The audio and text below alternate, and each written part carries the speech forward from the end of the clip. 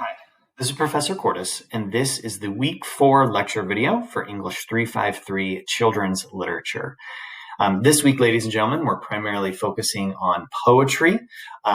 We've got a text and some ancillary readings to go through, as well as a packet of poems. However, one of the things that we need to talk about and discuss is childhood development. I've said from the very beginning that we cannot discuss children's literature without analyzing and understanding the child. So when it comes to poetry is actually one of the fundamental stepping stones for literacy.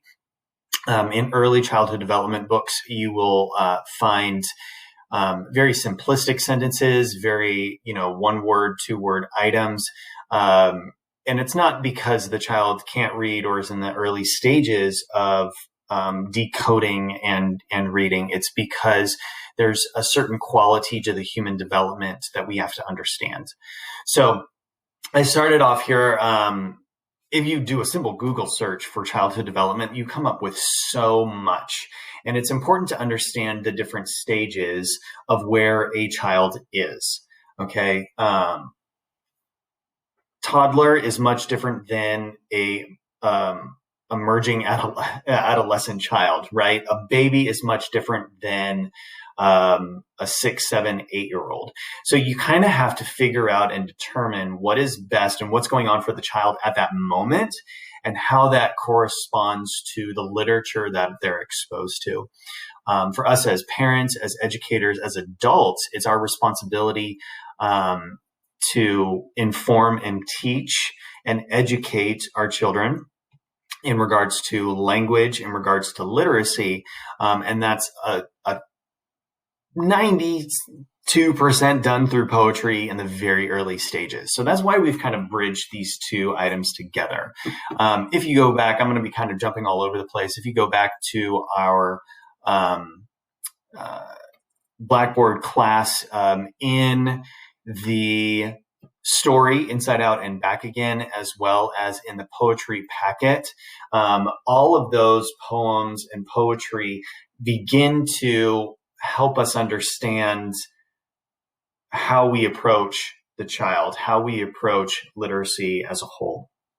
So let's take a moment and we'll pause from the literature component. Okay, you guys have been exposed to poetry before. You guys have been exposed to reading and literature and comprehending. All of those things are in the back of your mind. You don't even think about decoding a word anymore. You just simply go on, read, and you carry on with what you're doing. For the child, it's much different. And we have to understand what the child is going through, different components. So if you look, where are my items? Okay. Focusing here, there are three main theorists that I want to focus on. Even though we bring up Freud, Freud is the psychosexual component, which is a good theory. However, for literacy, I tend to focus on Erikson, Piaget, and Kohlberg. Okay, these are the three primary ones that really help us understand literacy, or more importantly, help us to understand the child so we can therefore implement literacy. Okay, I'm going to attach this document to the lecture section as well, so you guys will have a copy of this also. But this right here, ladies and gentlemen, kind of breaks down how things are outlined. So each of them, if you look over here to the approximate age, I mean, this is very fluid. You've got things from birth to 2 years to infancy. You've got age range of a toddler. You have early preschool years where there's children are learning at an exponential rate. If you continue on to emerging adolescence, you get things like middle school, adolescence, all the way up until adulthood. Okay. Sometimes things even keep going. Erikson, who is our psychosocial component, looks at all the way up through the late adult years, even past 65. Okay. So let me kind of tell you about our three theorists. Erikson is the psychosocial. How does a child socially interact with others? What are their relationship like? And then what does that build into their development. Okay. It's very, very important that children have interaction with parents, with siblings, with friends, with peers. And so it's very important. And Erikson focuses on what that does for the child. Okay. Now, the other component, you have Piaget. Piaget does the cognitive. What is that child thinking? Okay. What is that child processing? What are they kind of emotionally going through? What are the ways in which a child develops their thinking in response to their life? Okay. The very last one is Kohlberg, and Kohlberg deals with moral issues. How do I decipher between right and wrong? How do I make my judgment and evaluate what I am doing in life? So, how does one on their own, independently, make these moralistic decisions? So these are our three: Erikson, Piaget, and Kohlberg. Now, when you look at those three theorists, and let's say that you look at this poetry, you need to kind of decipher as the adult and the educator, where does this information go? Okay.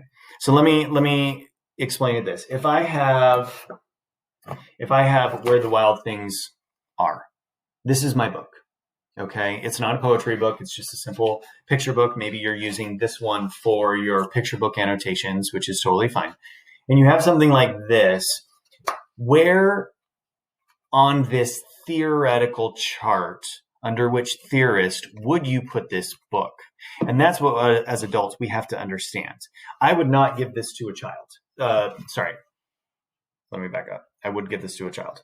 I would not give this to an infant, a toddler, a preschooler, because they would not be able to understand, one, the context of the story, but two, be able to match it to where they are human developmentally wise. Does that make sense?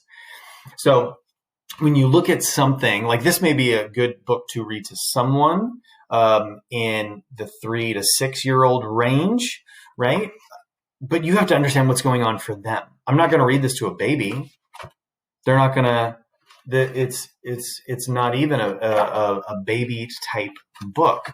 So looking back, let's kind of go back, and this is why when you go to Barnes & Noble or any other bookseller, they divide up the children's books by certain categories, like baby books, beginning books, young readers, independent readers, young adult. Like that's how they kind of break things up, because each stage is specific. So let's take a look at the preschool range. Okay, let's just go there. Let's say that we have a preschooler. I'm going to go back over here to my grid. And let's say that we've got, I want to be able to see all of it. There we go. We have a 3 to 6 year old, early childhood. This is preschool. Children are learning rapidly. They're learning so much. And here's the different components that they're learning. So for Kohlberg, let's start over here on the end. Kohlberg, there's the morality is a matter of good or bad. It's based on a systems of punishment, right? There's consequences. They know if they do something good versus if they do something bad. They're praised when they do something good. They're punished when they do something bad. They understand right versus wrong on a very small scale. They know that if they, let's say, knock over a cup on purpose because they can't express their emotions and water goes everywhere on the table, that there might be a punishment to that, right? They know if they do something successfully and their parents clap and cheer, they're going to be rewarded. So this pre-conventional idea during preschool age is that there's a right versus wrong. Okay. They're slowly grasping that system. For the cognitive, for their brain, this is where they're starting to learn about other people because they're in the environment of preschool, right? There's repeated words. They're identifying how words express their thoughts and how they can communicate. If you look right above for Piaget, a 1.5 to 3 year old toddler is very selfish. Okay. Babies, toddlers, very selfish because it's all about them. They're figuring out their own world. They're figuring out their own environment. Language is developing pretty quickly, but it's on a very small scale. So they make associations. Usually you'll see if they're starting to introduce solid foods, it's the idea of like all done, and they shake their hands, which is a form of sign language to communicate that they're all done. There's a component that just is where they're kind of repeating, but they're understanding everything about themselves. So like sharing is very difficult during this component. That's why here in this preschool age, 3 to 6, they're learning about relationships, which corresponds over here to Erikson. How do we develop with other people, right? How do we understand what's happening in the world around us? So for a toddler, you see over here for Erikson, children learn either to be self-sufficient in many activities. Okay, they're slowly learning, like there's walking, talking, they're understanding about going to the bathroom, that they can play on their own, that they can do things on their own.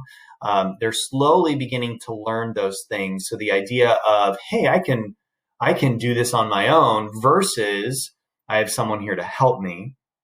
When it comes to being a preschooler, children want to undertake many adult-like activities, sometimes overstepping the limits set by parents. So they want to do more, but they are not capable yet.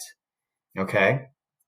Which, segue back, let me make this a little bit bigger, which is a good way because Max in this book wants to do things that adults can do, but he's not he's not capable of them yet.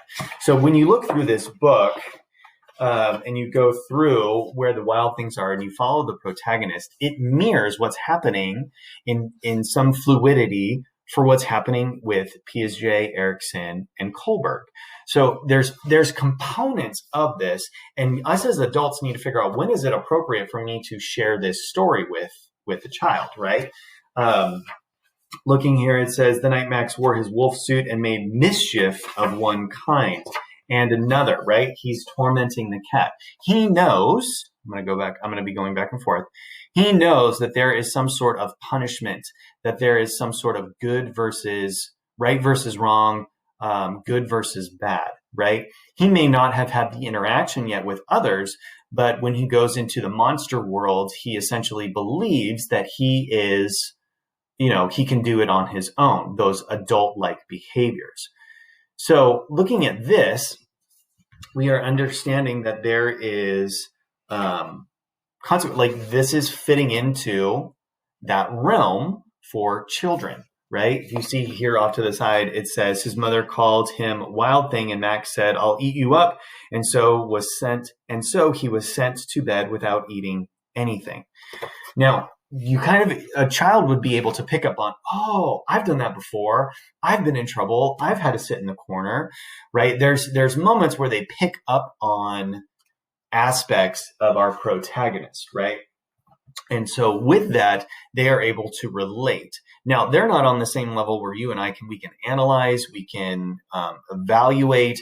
They're not at that level. For them, they are, oh, look at the pictures, right? Like, it's interesting that for this story, the pictures encompass the entire page and the words are over here. So for those of you guys doing your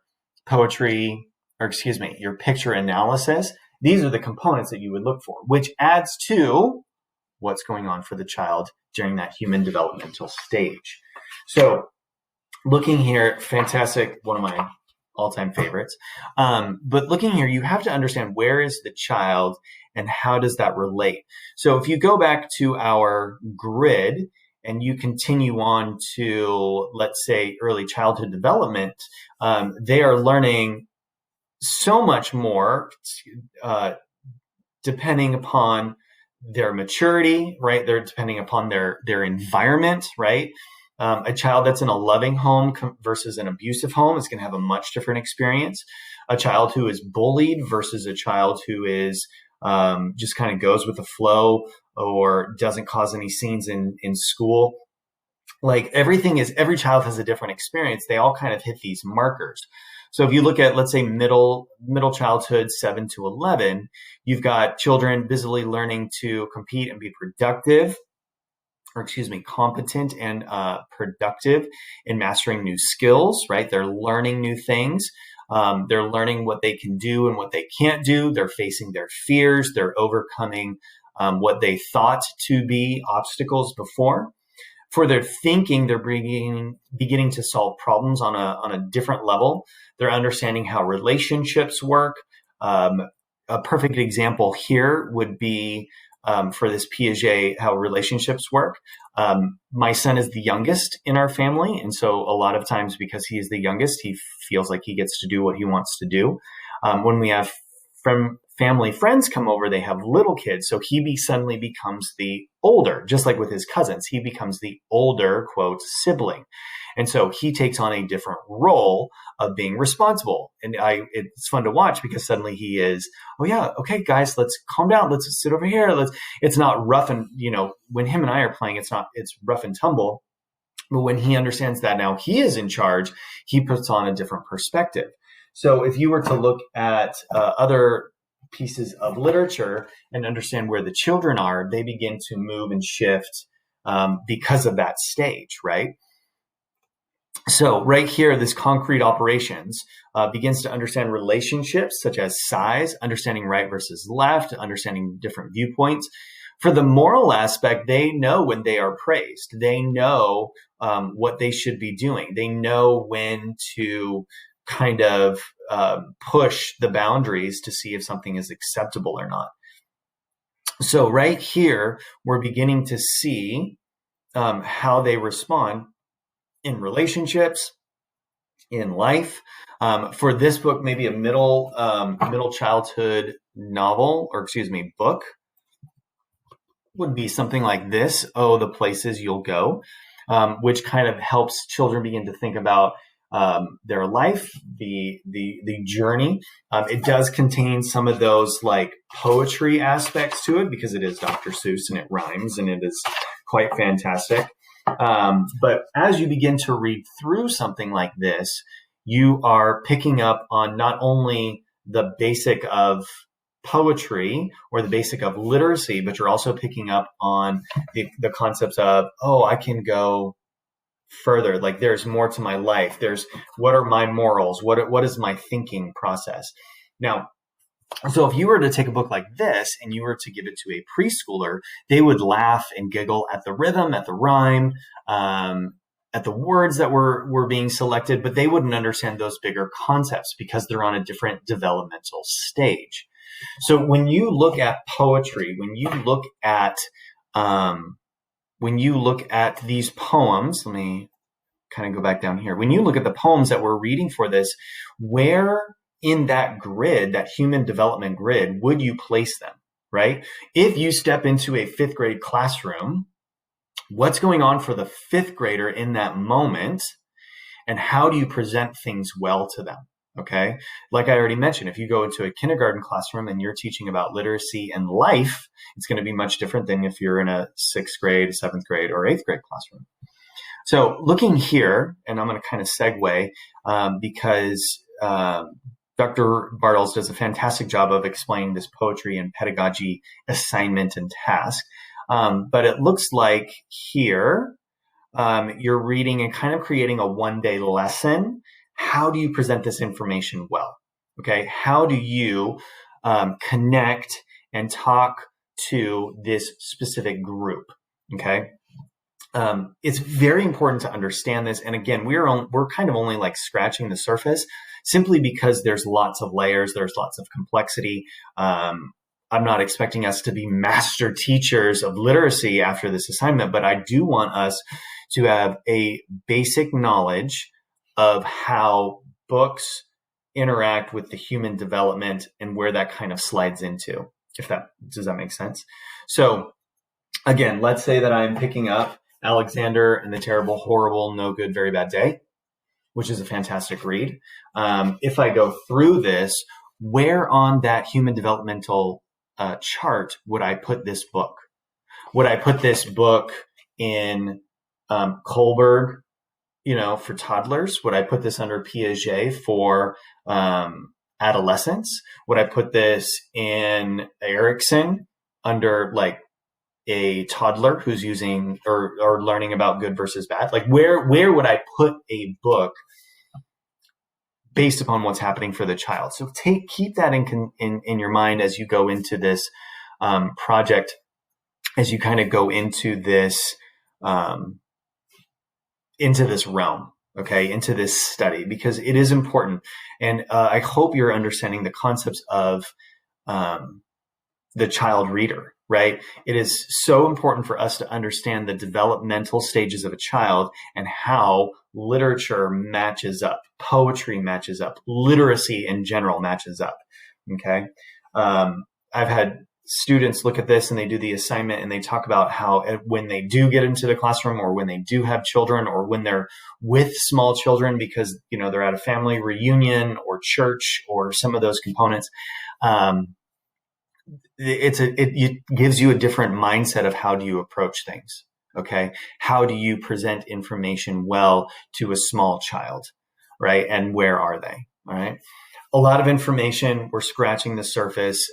Taking a human developmental class as a graduate would be beneficial, but right now I'm going to show you that grid, and we're going to kind of piece things together.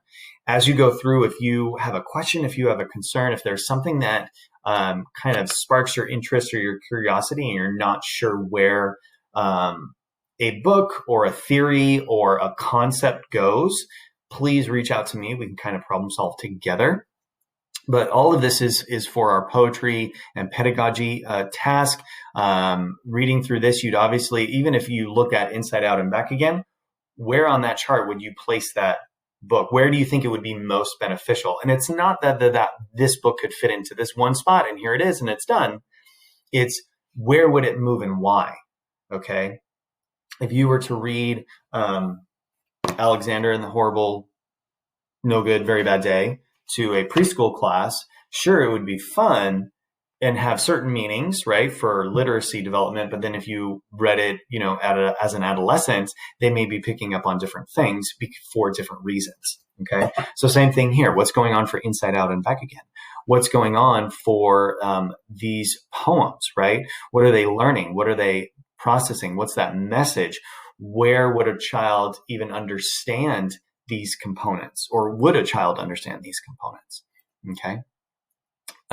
Read through those ancillary articles. Those do a great job of kind of helping us bridge together these different academia areas. And then let's see here. Part of this can drift over into your book analysis. Like obviously, as you go through your annotations and the picture books that you selected, obviously knowing the age range. And that's why we have you encompass what is the age range for this book, because it's going to be different for every selection that you have. Okay. Email me, message me if you have any questions or concerns. Otherwise, I will talk to you guys later.